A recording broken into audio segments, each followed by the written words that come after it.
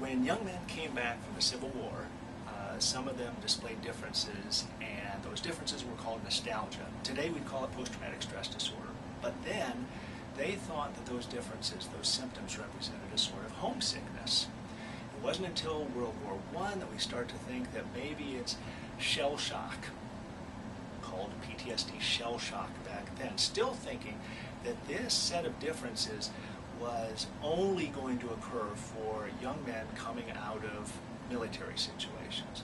We go on in World War II to change the name to combat fatigue, and it isn't until the last few decades that we recognize that these same differences could occur not just for men coming out of combat, but for women, children, and men in a variety of civilian situations as well.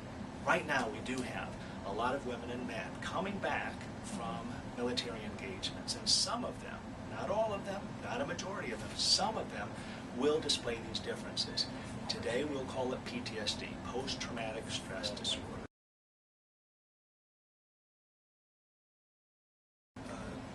Hard science?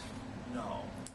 We could, however, infer, based on what we know about what works in treatment, we could infer that not having the opportunity to talk about, to tell the stories, and to have listeners listen to those stories over and over with attention, not having that opportunity could increase one's risk for post-traumatic symptoms. I'm not sure whether that could increase actual diagnoses.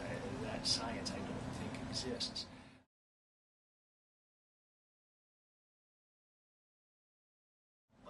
But in fact, the effective treatments for PTSD always include having the person expose themselves purposefully to the events that were traumatic. And that seems counterintuitive. It seems not to make sense to the patient. You want me to think more about those events? You want me to talk more about the events? And the answer is yes, I do want you to think more about those events. I want you to talk about those events over and over with me. I might even ask you to audio tape some of those stories and listen to them while you're driving.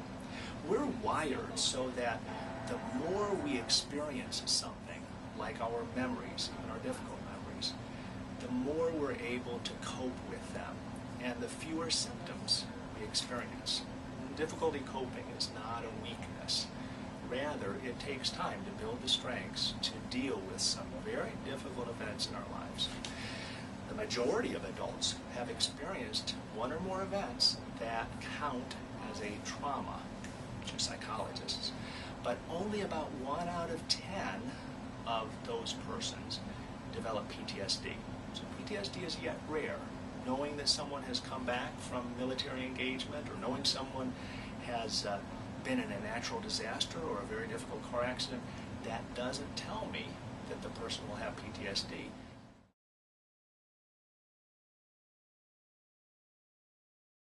Have PTSD and not realize it. Even very, very difficult symptoms of PTSD can be so confusing to me as the person with the illness that I don't recognize these symptoms as part of a treatable illness.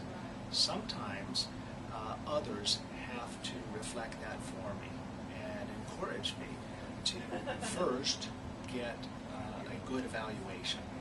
It's not necessarily PTSD just because I've had a trauma. There may be other mental illnesses treatable with which I'm currently challenged. But first get an evaluation and then get treatment. And the treatment for PTSD is extremely effective. We know that.